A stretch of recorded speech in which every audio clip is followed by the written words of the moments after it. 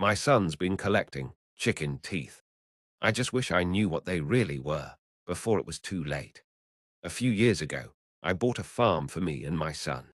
It started out as a hobby, a way to distract myself from the death of my ex-wife. Eventually, it grew into a small business, and I began supplying local diners with produce. Things were going great, but it all started to fall apart after I met my new girlfriend, Mindy. Weird things started appearing in my mailbox, like grains of uncooked rice, a bouquet of dead flowers, and oddly enough, my old wedding band at the same time. Some chickens had begun to go missing from one of the henhouses in my backyard. I assumed it was the work of coyotes or wolves, and I set up motion detector lights and cameras to catch them in the act. But none of them ever worked. After trying out my fifth set, I gave up on. My son, Sean, had just reached the age where he began losing baby teeth, and after receiving his first dollar from the tooth fairy, he became obsessed with the idea of cash for teeth. I caught him stuffing little black pebbles under his pillow one night, and when I asked him what he was doing, he told me he had put chicken teeth under there to trick the tooth fairy. I laughed and tried to explain to him that chickens didn't have teeth, but he was adamant they did because he found them in the hen house. I decided to humor him, and after dinner that night, we armed ourselves with flashlights and headed out the kitchen's back door to the farm so Sean could search for some of his elusive hen veneers. As we passed the barn, something felt off. The pigs were awake and had wandered to a corner of their pen to stare at the henhouse. I heard them softly snorting in quick succession, like they were hyperventilating or something. Sean didn't seem to notice, or maybe he just didn't care. He skipped along, singing some impromptu song about chicken teeth. As I walked away from the pigs, I began to hear something else, like wet smacking and crunching sounds coming from the henhouse. I knew it had to be whatever was killing my chickens, and quickly scooped Sean up and ran back to the house to drop him off and get my gun.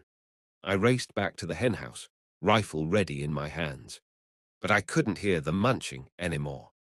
Instead, I found a message written in hen's blood on the floor of the coop that read, asterisk, till death do us part. Just as I finished reading it, I heard a scream from the house. Asterisk Sean asterisk, I thought, and began running back to the house. I tried the back door, but it was locked. I heard another scream, and I kicked the knob until it gave way. The first thing I saw were more messages written in chicken blood on the floor, walls, and countertops. Cheater, liar, adulterer asterisk. I didn't have time to read them all as I barreled towards Sean's room. I burst through the door and saw poor Sean in the corner of his bed, his sheets pulled up to his eyes. Sean, are you okay? I said. He didn't respond, but it looked like he was staring at something behind me. I slowly began to turn around and found myself face to face with the rotting corpse of my ex-wife. She shrieked and pounced on me. I was so shocked I lost my balance and found myself on my back with the corpse of my ex trying to bite and claw at my face. Still clutching my rifle, I pushed the length of it into her chest to keep her snapping more away from me. My hands were getting sweaty, and I was losing the grip on my gun. I looked up and saw a centipede crawl out from one of her nostrils and slip under her left eye.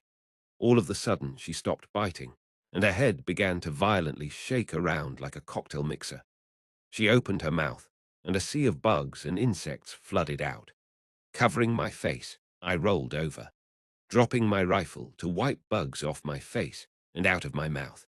When my wife bit down on my arm, hard, I heard bones snap, and I went blind with pain as my arm wilted in my dead wife's jaws. I screamed and swiftly tore my limp arm out of her mouth, taking several of her little rotting teeth with it. I began scooting backward and blindly reaching for my gun. And by luck, I found it.